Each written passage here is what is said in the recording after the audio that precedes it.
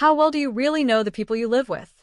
It's a question most of us never truly ask ourselves, not until something happens that cracks the mirror of daily life and shows us a reflection we were never meant to see.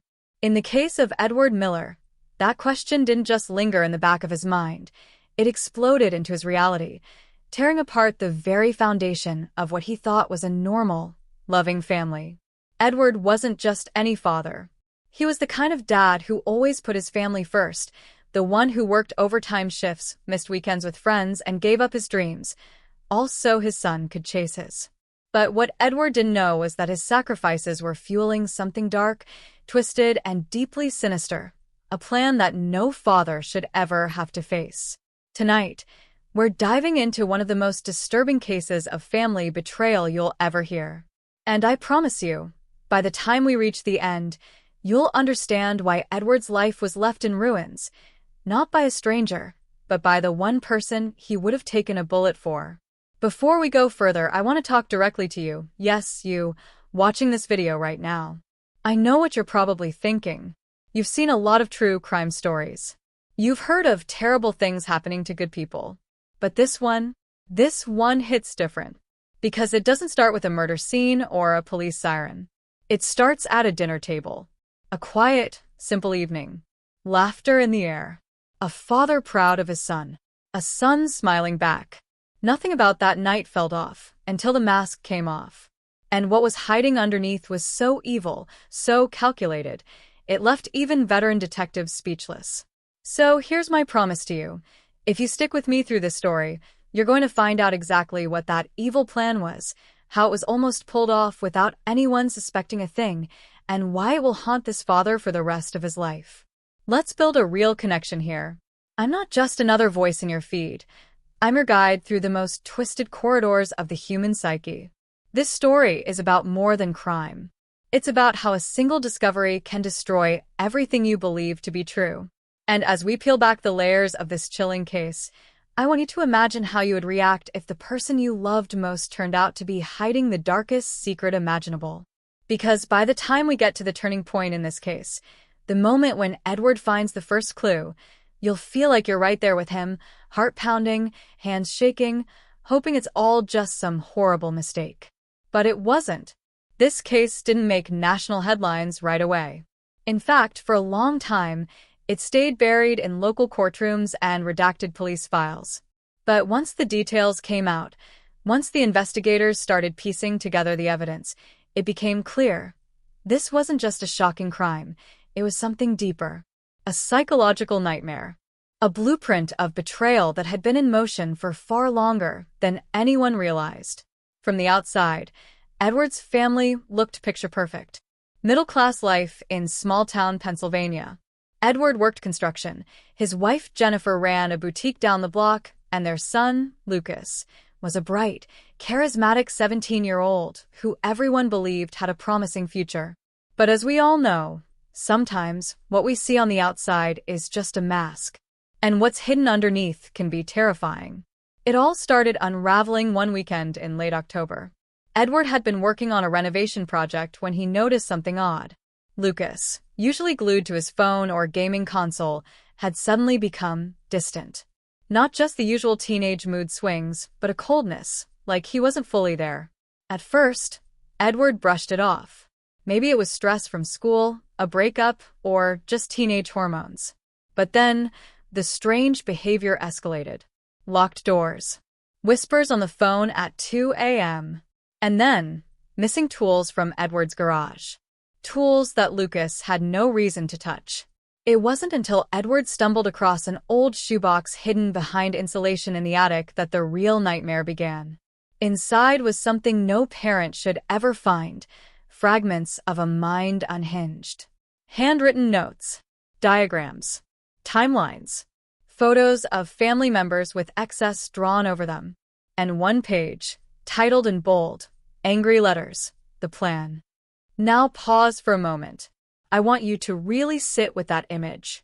Imagine finding something like that, your child, your flesh and blood, meticulously planning something. At first glance, it's impossible to accept. Maybe it's a joke. Maybe it's for a school project. But Edward knew his son's handwriting. He knew the paper came from his own office. And the details, so precise, so specific, couldn't have been made up. So, what was Lucas planning?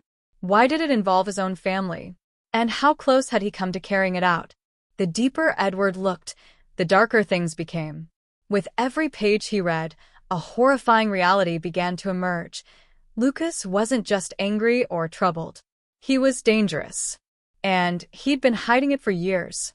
Behind that charming smile and straight-A report card was a boy obsessed with control, revenge, and chaos. And worst of all, Lucas had no remorse. None. Not in the pages of that journal. Not in the videos Edward found later on his laptop. Not even when confronted. It was like the son he thought he knew had never existed at all. Just a well-crafted mask, carefully maintained until the moment he was ready to strike. I know this is heavy, and if you're still with me, I want you to understand how important that is. Because this story isn't just about shock value. It's about truth. The kind of truth most people don't want to look at because it's too painful. But we're not going to look away. We're going to follow every breadcrumb. We're going to see how a father went from denial to desperation. How police pieced together a timeline that revealed Lucas's obsession with mass tragedies and his sick admiration for infamous criminals. And how one horrifying night almost became the scene of something much worse, if not for one slip-up that changed everything. As we move deeper into this story, we'll uncover more than just facts. We'll explore the psychology behind what makes someone turn against the people who love them. We'll look at the warning signs Edward missed, the subtle cues that now seem so obvious. And most chilling of all, we'll reveal exactly how Lucas planned to carry out his evil mission and who he intended to hurt first.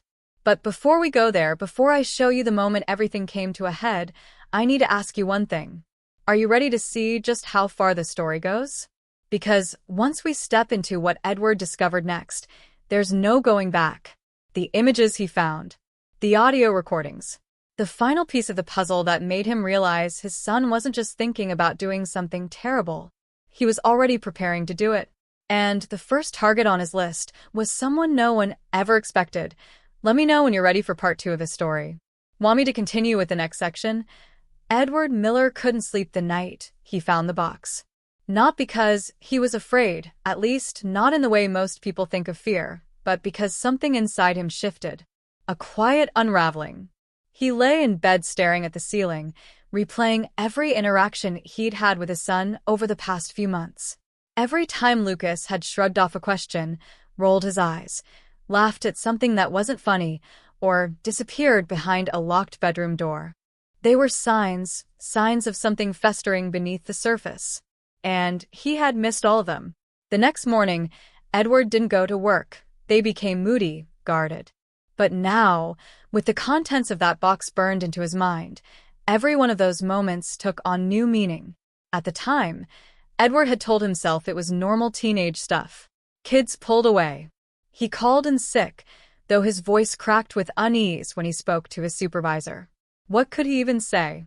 Hey, I just found my son's blueprint for something I can't even bring myself to say out loud. Instead, he waited until the house was empty, his wife gone to the boutique, Lucas at school, and then began searching. Not in a panicked, impulsive way, but methodically, carefully. He needed answers. The attic box had shaken him, but it hadn't told the whole story. So he started with Lucas's room, trying not to think about how wrong it felt to dig through your child's belongings. But this wasn't about privacy anymore. This was about survival. Lucas's bedroom was spotless. Almost too spotless. Nothing out of place. Bed made tight. Desk clear except for a sleek laptop and a couple of worn notebooks stacked neatly to the side. No posters, no clutter. Just cold organization. Edward remembered when Lucas was a messy little kid who'd leave Legos and comic books everywhere, but this room felt like a hotel, impersonal, calculated. He opened drawers, lifted the mattress, checked behind the dresser. At first, he found nothing. And then, in the back of the closet behind a row of identical hoodies, he found a fireproof lockbox. It wasn't locked. Inside was a USB drive, a couple of crumpled receipts, and an envelope stuffed with cash, hundreds of dollars, maybe more. Where had Lucas gotten that kind of money? And what was he hiding on that flash drive? Edward plugged the USB into his laptop with shaking hands. The folder that opened had no label, just a series of files titled with numbers and vague phrases like Phase 2 and Audio Check. The first few were text documents, more handwritten entries, similar to what he'd seen in the attic. They were darker this time, more violent. One document read like a script, an actual monologue, like Lucas had been rehearsing something. A statement. It was chilling. But what froze Edward in place were the videos. Surveillance clips taken from inside their home. One showed his wife folding laundry in the living room, completely unaware of the small lens hidden in the bookshelf behind her. Another showed Edward himself, asleep on the couch, the timestamp confirming it was from just a few nights ago. Lucas had been filming them, monitoring them. And worse, he'd edited the footage. Added notes. Comments. Timestamps with chilling remarks like, vulnerable moment, or best angle. The questions in Edward's head multiplied like wildfire. Was Lucas planning to hurt them? Why? Was it mental illness? Or something worse? As a father, he wanted desperately to believe this was some kind of cry for help, a dramatic but empty outburst. But his gut told him otherwise. There was too much planning, too much calculation. This wasn't impulsive rage. This was strategic. And that's what scared him most. But what if Edward was wrong? As he stared at the screen, a new thought crept in, an uncomfortable one. What if someone had planted all this to make Lucas look guilty? Could it be some cruel prank? A digital setup? It wouldn't be the first time a teenager was framed or misunderstood. After all, Lucas had been having issues with some kids at school. Edward remembered a phone call from the vice principal months ago about a confrontation in the hallway, Lucas being accused of something he swore he didn't do. Vandalism, or maybe bullying. The details were hazy now, lost in the chaos of daily life. Could one of those kids be behind this? Could it be revenge? The more Edward thought about it, the more questions surfaced. He remembered hearing about a neighbor, Mrs. Halberd, the woman with the Ring camera who was always watching the street, mention something about seeing Lucas outside late at night, walking alone with a backpack. She'd assumed he was just sneaking out to meet friends, but maybe it was more than that. Maybe he wasn't alone. Maybe someone else was involved. And then there was Jennifer. His wife had seemed distant lately. Not in a dramatic soap opera kind of way, but subtly, too many late nights at the shop, too many quick glances at her phone when she thought no one was watching. Could she know something? Could she have seen changes in Lucas and just not said anything? Or worse, could she be part of it? Edward hated thinking that. Hated how quickly his mind turned everyone he loved into a suspect. But that's what fear does.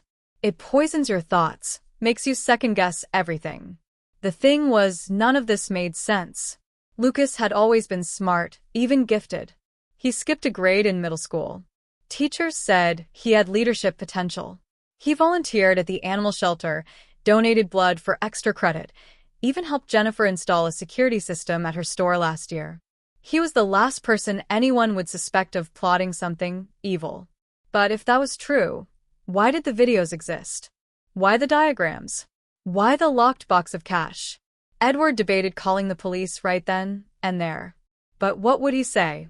I think my son might be planning something terrible, but I don't know what.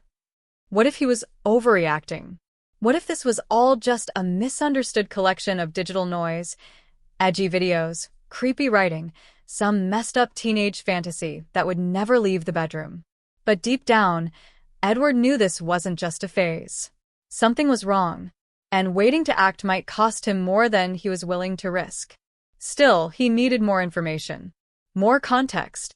So he started retracing Lucas's recent behavior. He remembered that his son had taken a sudden interest in older, darker books, psychological thrillers, military tactics, even books on forensics and poisons. At the time, it felt like a passing curiosity, like a kid who watched too many true crime shows. But now, every title felt like a puzzle piece. One book in particular stood out, The Anatomy of Revenge. Edward had seen it on Lucas's nightstand more than once. It had a blood-red cover and dog-eared pages. When he flipped through it, He found sticky notes marked with terms like target evaluation, manipulation through empathy, and cover story. They weren't just casual highlights. They were study notes. Lucas had been learning. And yet, there was no clear target. No manifesto. No list of names. Just the growing sense that something terrible was on the horizon. Something Edward still didn't fully understand. And that was the most dangerous part. He didn't know when it would happen, or if it already had. But then came the text message, the one that changed everything. A single line from an unknown number, sent to Edward's phone around 2:17 p.m. that day. "You're looking in the wrong place." He froze. No name. No explanation. Just that sentence. Had someone seen him snooping? Was this part of Lucas's plan? Or was it a warning from someone trying to help? That's when Edward realized something horrifying. This might not be Lucas's plan alone. Someone else could be pulling the strings, or watching from the shadows, waiting for the right moment to strike. And whoever it was, they already knew he was getting too close. Let me know when you're ready for the next part. The tension is just starting to rise. He stared at the screen, pulse hammering in his neck, waiting to see if anything else would come through. Nothing. Just that eerie line. "You're looking in the wrong place." It played on a loop in his head, repeating like a warning and a riddle. Who sent it? How did they know what he was doing? And more importantly, what was the right place? He immediately thought of calling Jennifer, just to hear her voice, to ground himself. But something told him to wait. If this was bigger than Lucas, if someone else was involved, then anyone could be compromised. Even her. That evening, Edward sat across from Lucas at the dinner table, trying to act normal. Trying not to betray the tornado inside his chest. Jennifer chatted about a customer who had brought in a stack of fake designer handbags and tried to pass them off as real. Lucas chewed quietly, eyes low, barely touching his food. He looked tired. Or was it just his imagination? Edward couldn't stop scrutinizing every blink, every twitch, wondering if his son was aware of what had been discovered. Wondering if Lucas knew about the USB drive. Or the missing envelope of cash, now hidden in Edward's sock drawer. Later that night, when everyone was asleep, Edward returned to the laptop to rewatch the surveillance footage. But the files were gone. Every last one. The folder was still there, but empty. Vanished. And the USB drive itself? No longer in the drawer where he'd left it. He turned the house upside down, searching, cursing under his breath, terrified that someone had gotten in. But there were no signs of a break-in. No doors ajar. No windows cracked. Just a house too still, and a family too quiet. It didn't make sense. Unless someone had taken it from inside the house. His mind flashed to Jennifer. Could she have found it? Taken it to protect Lucas? Or was Lucas himself a step ahead, realizing his hiding spot had been breached? Either way, Edward was now completely in the dark, and more vulnerable than ever. The next morning, a package arrived at the front door. No return address. Just Edward's name scribbled in rushed handwriting. Inside was a Polaroid. One single photo. It showed a gas station in the middle of nowhere, clearly dated, maybe 10 or 15 years old. But what sent shivers down Edward's spine was the presence of two familiar faces. Himself and another man he hadn't seen in years. Brandon Keene. A name that should have stayed buried in his past. Brandon had been Edward's best friend in college. Brilliant, wild, and ultimately toxic. They'd lost touch after falling out, something that ended in silence, with accusations Edward had tried his best to forget. Brandon had been involved in something ugly. Fraud. Identity theft. Maybe worse. Edward had walked away from it all, vowing never to look back. He hadn't spoken about it since. Not even to Jennifer. So why now? Why was this photo showing up on his doorstep? And then it hit him. Brandon had a son. Same age as Lucas. He remembered the boy, quiet, intense, always watching. What if this wasn't just about Lucas? What if someone was using his son to drag up old ghosts? What if the sins of Edward's past were now infecting the present? But before he could dive deeper into that theory, something else happened, something that confirmed he was in real danger. That afternoon, as Edward left the house to clear his head, A black SUV began tailing him. No plates. Tinted windows. It followed him from the gas station to the pharmacy, then peeled off the moment he tried to loop around and confront it. He reported it to the police, but they brushed it off as paranoia. Could be a coincidence, the officer said. Or maybe a rideshare waiting for a pickup. But Edward knew better. He knew he was being watched. Tracked. And the scariest part? He had no idea who was doing it or why. When he got home that evening, Jennifer was waiting for him in the kitchen with a glass of wine and a strange look in her eyes. Calm, but tense. She asked if he was okay, and for a moment, Edward debated telling her everything. About the surveillance, the missing files, the photograph. But then she said something that made the words freeze in his throat. I think Lucas is hiding something, and I think it has to do with you. He didn't know how to respond. She said she'd found a note, buried in Lucas's backpack. A rough draft of a letter addressed to someone called BK. The tone was intense, almost pleading, like Lucas was trying to prove something, trying to earn someone's trust. And the letter included phrases that rattled Edward's bones, things like, he thinks I'm still in the dark, and this ends with him, not me. Edward asked to see the letter, but Jennifer hesitated, said she'd thrown it away in shock. Or maybe fear. She couldn't remember. But Edward couldn't shake the feeling that she hadn't told him everything. That night, Edward sat in his car, staring at his own reflection in the windshield, wondering how the world had spun this far off axis. A week ago, he was just a father trying to connect with his teenage son. Now he was in the middle of something that felt orchestrated, deliberate, and deeply personal.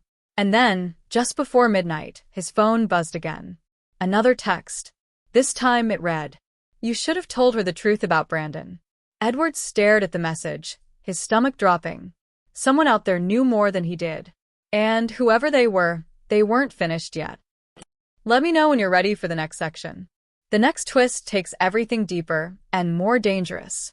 Edward barely slept that night, his thoughts spiraling into a storm of old memories and new threats. Every creak in the house sent him reaching for his phone, checking again for another message, another warning. But nothing came. Just the heavy, unbearable silence that blanketed the hours until morning. And as the sun bled into the kitchen through half-drawn blinds, Edward sat slouched at the table, coffee untouched, eyes unfocused. He didn't even hear Jennifer approach until she dropped her phone on the counter, face up, the screen still glowing. "You need to see this," she said, voice tight with disbelief. A message. Not from a number Edward recognized, but unmistakably similar to the ones he'd been getting. This one was directed at Jennifer, and it chilled him even more than his own. It read, "You're in danger because of him. Don't let history repeat itself." There was no context, no signature. But the subtext was clear and terrifying. Whoever was orchestrating this wasn't just targeting Edward. They were circling his entire family. Watching. Manipulating. And now Jennifer was caught in the web too. Edward snatched the phone and scrolled through her inbox, but there were no other messages. Just this one, timed at 3:16 a.m. It was sent while they both slept, a ghost slipping through the digital shadows. "You didn't hear anything?" Edward asked, but Jennifer only shook her head. She looked pale, her confidence cracked for the first time since this ordeal began. And that's when Edward realized this wasn't just about Lucas. It wasn't even just about Brandon. This was bigger. Deeper. And whoever was behind it was trying to dismantle his life piece by piece. Later that day, Edward took the photo of himself and Brandon and drove to the one person he thought might help. Derek Morrison, a retired private investigator he'd once worked with during a fraud case at his old job. Derek was tough, discreet, and had a reputation for digging up secrets others preferred buried. But even as he spoke, he knew how it would sound. A mysterious envelope, a fake-looking birth certificate, a vanishing wife and son, a burner phone left behind with a vague threat. The officer was polite, but Edward could hear the skepticism, the quiet condescension in his voice. "We'll dispatch a unit to check the area," the officer said. "But sir, is there any chance your wife simply left of her own accord?" That single question ignited a new blaze of fury. No. Jennifer would never disappear without telling him. Not unless she had no choice. That night, Edward didn't sleep. He sat in the living room with a baseball bat across his lap, waiting for something, anything, to make sense. But nothing did. The only sound was the occasional buzz of the burner phone, each one bringing a new message, each one more unnerving than the last. You should have let it die. Brandon warned you once. You didn't listen. Lucas knows more than you think. That last one shattered Edward. Because buried beneath all the chaos and fear was the darkest question of all. What if Lucas had known? What if his strange behavior, his cold silences, hadn't just been teenage mood swings? What if he had been hiding something terrible? Edward remembered the time he caught Lucas watching that surveillance video over and over again, the one from the boutique that had nothing special in it. Or so Edward thought. What had he been looking for? The messages kept coming until the final one arrived at exactly 3 a.m., just like the text that Jennifer had received. This one had a video attached. Hands trembling, Edward opened it. The screen lit up with the inside of what looked like a warehouse or storage facility, dimly lit and eerily silent. Then, slowly, a figure came into view, Lucas, sitting in a chair. Come. Not restrained. And behind him, someone stood in the shadows. A voice, digitally distorted, filled the room. Time to tell him the truth, Lucas. All of it. Start with what happened that night. Start with what you did to Brandon. The video ended before Lucas could speak. Edward stared at the screen, hollow. There was only one truth left. This was no longer about uncovering a mystery. It was about survival. His. Lucas's. And maybe even Jennifer's. And the answers he thought he wanted? They might destroy everything. Let me know when you're ready for the next chapter. The unraveling begins, and what Edward finds next could change everything you think you know about this story. The following afternoon, just as the sun began to dip behind a thick curtain of clouds, casting long, cold shadows across the neighborhood, Edward's phone rang, and this time, it wasn't a blocked number. It was Jennifer's sister, Melissa. He hadn't spoken to her in years. Not since that strained Christmas gathering where she and Jennifer had exchanged nothing but side glances and forced smiles. Edward hesitated before answering. His heart was already battered, each beat heavier than the last, but something told him not to ignore this call. Something told him Melissa wasn't just reaching out for pleasantries. When he picked up, her voice was already trembling. Edward, I need to talk to you, and you're not going to like what I have to say. She didn't wait for permission. Her words came out in a rush, as if holding them in a second longer would cause her to break. She told Edward that years ago, long before she and Jennifer fell out, there had been someone else. Not Brandon Keene, but another man, someone Jennifer had been close to almost obsessively so. His name was Darren Lowe, a private investigator she had met while working on a legal aid project during her paralegal days. At first, it had seemed like a casual professional connection, but things quickly turned personal. Jennifer had never told Edward about Darren. Melissa believed they'd cut ties shortly after Lucas was born, but she also suspected Jennifer never truly let him go. And now, Melissa had received a message of her own, a single sentence in her inbox that read, "He's still watching you too." Edward didn't know whether to scream or sit down and fall apart. Darren Lowe. That name meant nothing to him, yet it suddenly loomed larger than anyone else in this story. Had Jennifer been hiding more than just Brandon? Had she created an entire life full of secrets behind Edward's back? He searched online, trying to find records, references, anything. And when he finally found a blurry newspaper article from over a decade ago, an old case involving a missing woman Darren had been investigating, his stomach dropped. Darren had been implicated but never charged. The woman was never found, and his private investigator license had been revoked after that. It was the kind of past people buried, unless they planned to dig it up again. Just as he was trying to process that discovery, the burner phone buzzed again. This time, the video that arrived was shorter, less than 10 seconds, but it changed everything. It showed a grainy image of Edward himself, caught from a high angle, likely from a traffic camera or drone, pacing inside his car at a gas station earlier that day. The timestamp matched. There was no audio, no message, just the silent proof that someone was watching him closely. And then came the real shock. Moments later, Edward's personal phone chimed with a message from an unknown number. Unlike the cryptic text before, this one was direct. Lucas isn't the only one with secrets. Ask yourself, why did you never question what happened to Jennifer's first pregnancy? His breath caught in his throat. First pregnancy? He stared at the message, as if blinking would erase it, but it stayed burned into his vision. Jennifer had only ever told him about Lucas. They'd always said he was their first, their miracle baby after a long struggle with fertility. But now, another truth cracked open. That wasn't the full story. If there had been another child, what happened to them? Why had Jennifer kept it hidden? And more hauntingly, could this secret child still be alive? Suddenly, every assumption Edward had made crumbled beneath him. What if this wasn't about Lucas at all? What if the real reason Jennifer and Lucas vanished had less to do with who Lucas's father was and more to do with who else had come before him? Someone tied not just to Jennifer, but maybe even to Edward's own past. The guilt, the shame, the rage, it all threatened to boil over. He realized now that he wasn't just dealing with a missing family or a disturbing birth certificate. He was entangled in something far older, far more sinister, and terrifyingly intimate. Someone had been moving the pieces of this puzzle long before he even knew a game had begun. That night, as the wind howled through the trees and the windows creaked like old bones, Edward opened the last message he received. No text, just a photo. A child's drawing, crudely scribbled in crayon, with a red stick figure standing beside a smaller blue one, both holding hands.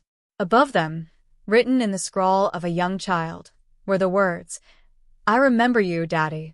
Only one problem. That handwriting wasn't Lucas's. And Edward had never seen that drawing in his life. Let me know when you're ready for the next part, because the true story is only just beginning, and what Edward uncovers next will unravel everything you think you understand. Edward stared at the drawing in silence for what felt like hours. The edges of the paper burned into his mind like a brand he couldn't shake off. The child's handwriting haunted him, not because it was unfamiliar, but because something about it felt intentional, deliberate. Like whoever sent it wasn't trying to scare him, but teach him something. He hadn't just been dragged into a mystery anymore. He had become the central player in a game he didn't know he'd signed up for. The message was clear. This went deeper than Jennifer, deeper than Lucas, deeper than even the life they had built together.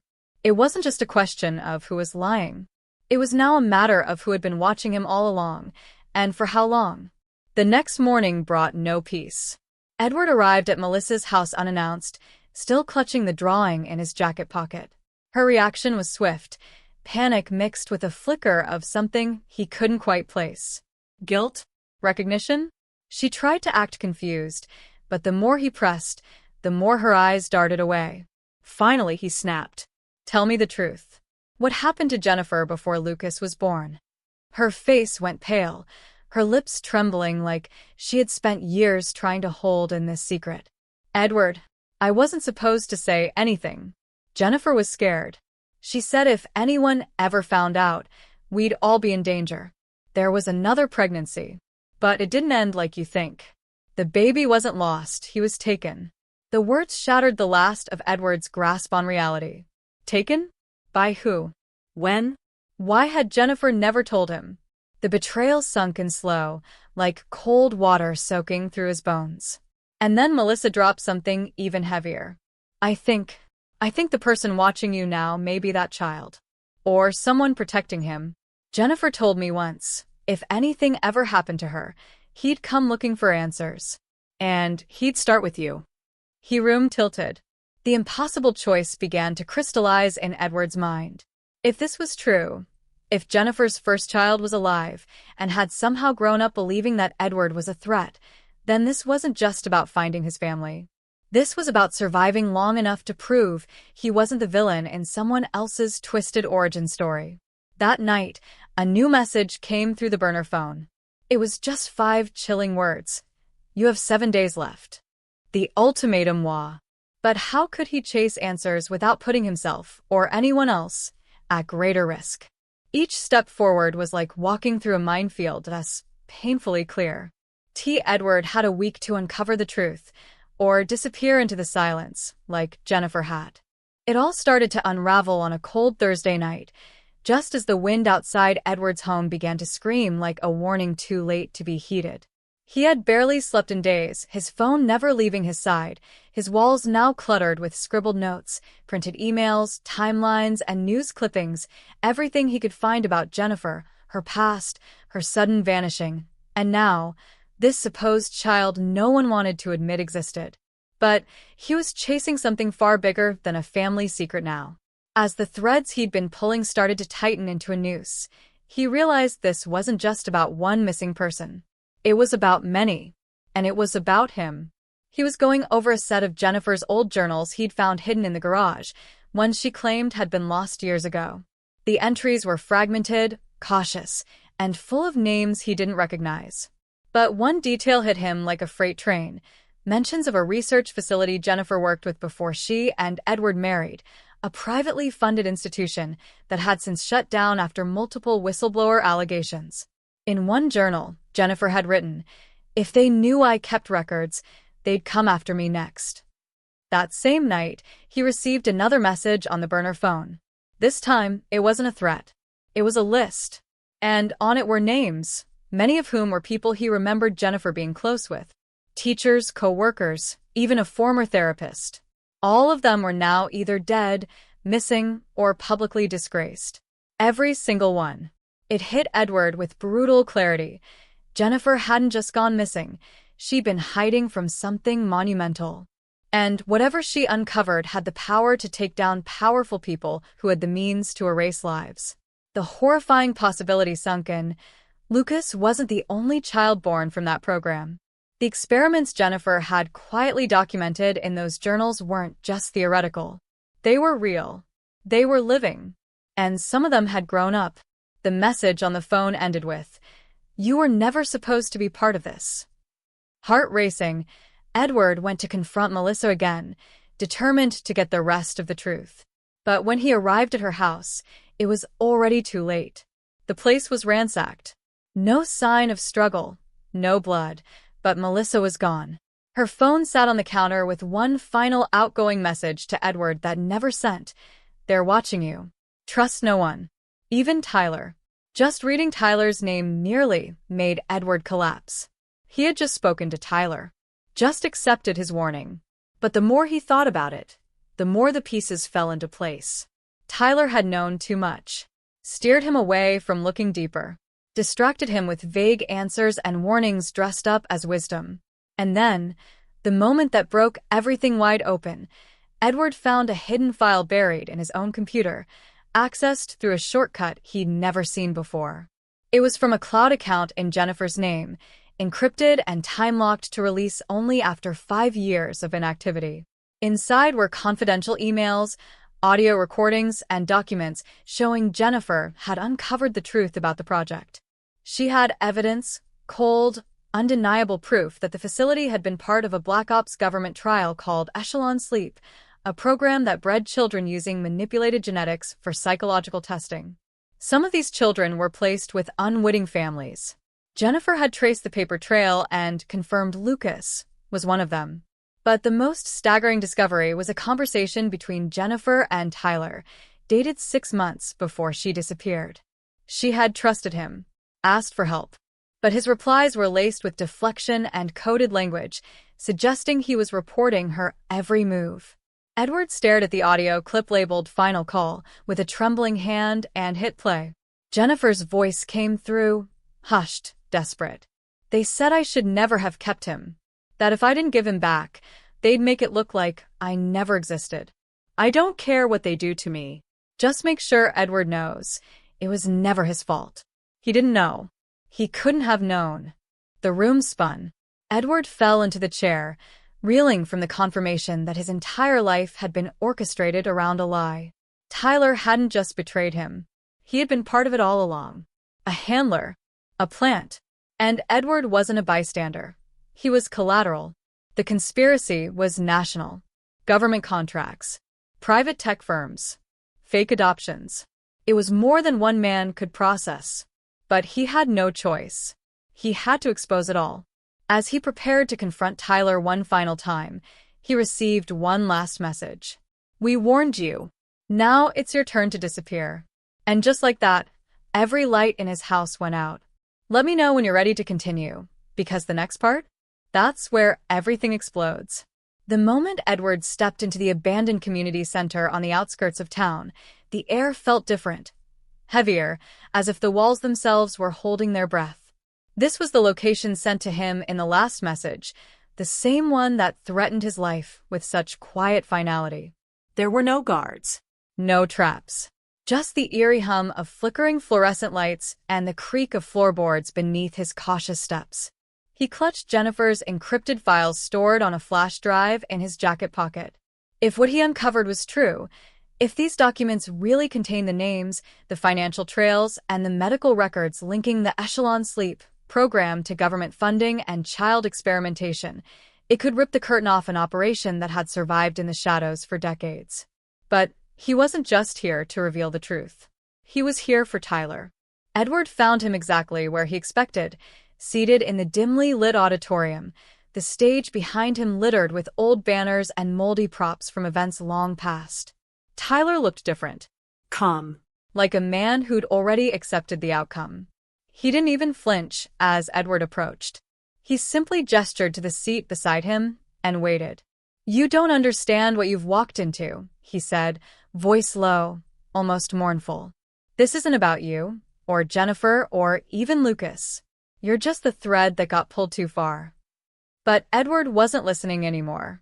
His mind was racing, replaying every memory, every dinner, every conversation, every time he'd trusted Tyler with things he hadn't told anyone else.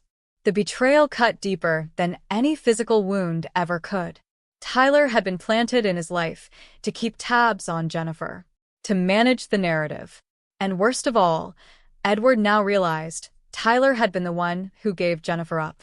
Not just metaphorically, but literally. He'd been the one who delivered her to the very people she feared. Still, Tyler remained eerily composed, as if he were proud of what he'd done. Jennifer went rogue. She was going to expose everything. She thought she could save the kids. What she didn't understand was that it was never about saving anyone. It was about control. Then he handed Edward a manila folder, thick with documents Edward hadn't seen before. Birth records, financial deposits, security clearances, and on the final page, his own signature on an adoption form he didn't remember signing. He read it over and over, trying to process the implications. According to the file, Lucas wasn't just a child placed in his care. He considered going to the police, but what could he tell them? That he was being stalked by a possible grown child he never knew existed?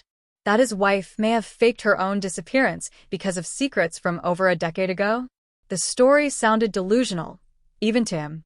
Desperate and cornered, Edward decided to confront someone he had been avoiding, his old friend and former colleague, Tyler Grant. Tyler was one of the only people who knew both him and Jennifer before their marriage, back when life still felt grounded. They hadn't spoken in years, not since a bitter falling out over a business deal that ended in lawsuits and silence. But Edward remembered something Tyler once said at a bar years ago after too many drinks. You don't really know who someone is until you see what they do when everything's falling apart. Now, everything was falling apart, and Edward needed Tyler's help. But Tyler's reaction wasn't what he expected. As soon as Edward explained what was happening, Tyler leaned in slowly, eyes narrowing with an intensity that chilled the room. "You need to stop looking. Right now." Whoever's doing this, they're not just trying to scare you, they're trying to provoke you into making a mistake. Jennifer didn't just disappear, Edward. She was erased. That takes money. It takes planning. And it means someone very powerful doesn't want her found." Edward pushed back, refusing to believe it. But Tyler's final words hit like a sledgehammer. "You think this started with Jennifer? You think it's about some long-lost child? You're not even asking the right questions. You need to ask yourself why this is happening now. What changed recently? Who benefits if you fall apart?" That question lingered like poison in the air. For the first time, Edward wasn't just unsure of who was hiding secrets. He started to wonder if he himself had been the key to the entire plan all along. Let me know when you're ready for the next chapter, because the clock is ticking, and Edward is about to discover just how deep this conspiracy goes. A second later, the main screen flickered to life. Footage began playing, surveillance clips, interviews, experiments, all dated and stamped with classified insignias. Edward recognized Jennifer's voice. Her final testimony, the one she never got to release. It played loud and clear for the first time, echoing through the empty auditorium. The truth was no longer hidden. It was being broadcasted. Tyler's calm demeanor finally cracked. "You uploaded it." His voice now shook with panic. "You don't know what you've done." But Edward didn't move. He had already sent the files to multiple journalists, encrypted them across open-source servers, and set up a timed release. It was out of their hands now. And just when it seemed like Edward had won, when the truth was finally free, Tyler delivered the final blow. "You think you stopped this? You think the people behind this didn't plan for exposure?" He laughed, dark and bitter. "The only reason you're still alive is because they want the story out now. A bigger narrative. Controlled chaos. You didn't end the program, Edward. You launched the next phase." That's when the building shook with the sound of helicopters overhead, red lights flashing through the windows, voices shouting through bullhorns. It wasn't a rescue. It was a sweep. A cleanup. Edward's phone buzzed in his pocket. A final message from an unknown number. "You passed the test. Welcome to the real project." And with that, the screen went black. Let me know when you're ready to dive into the aftermath, because the ending? It's even darker than you think. Weeks passed, but Edward barely noticed time anymore. He wasn't hiding. There was nowhere left to hide, but he moved through the world like a man stripped of identity. The documents he released had set off a storm across the country. Whistleblower reports dominated news headlines, hashtags like #SecretProgramRevealed, #FatherVersusSystem, and #TruthBehindClosedDoors trended across social media, and congressional hearings were launched to investigate what reporters now called the Echelon scandal. But behind all the noise, something quieter settled inside Edward, a silence that came not from peace, but from a shattered understanding of the world around him. He didn't feel like a hero. He didn't feel victorious. He felt used, hollowed out, and left with a truth so heavy it crushed any hope of closure. Lucas, now under the protection of child psychologists and trauma specialists, hadn't spoken a single word since the video leaked. His silence was louder than any scream. The boy's mind had been fractured by the very people who claimed to be protecting society. Edward visited him every day, hoping for a glance, a nod, some flicker of the child he had once tried to raise. But the bond between them had changed. It wasn't father and son anymore. It was survivor and witness, both marked by a past neither of them chose. Still, Edward stayed. He would always stay, because regardless of how Lucas came into his life, he was the only part of this nightmare Edward could still hold on to. The files Edward exposed did more than just unravel a single conspiracy. They cracked open the door to something far more disturbing. Journalists uncovered sister programs in other countries, corporate ties to pharmaceuticals developing emotion-suppressing drugs, and an entire underground network of orphanages used for behavioral conditioning. Yet, for every name exposed, another vanished into thin air. The more truth that came to light, the more questions surfaced. Some accused Edward of fabricating everything, claiming it was a smear campaign fueled by grief. Others labeled him a hero. But Edward didn't care about the opinions anymore. He only cared about the people like Jennifer, those who risked everything and never got to see the world change. One rainy evening, Edward stood over her grave, a fresh bouquet trembling in his hands. No reporters. No cameras.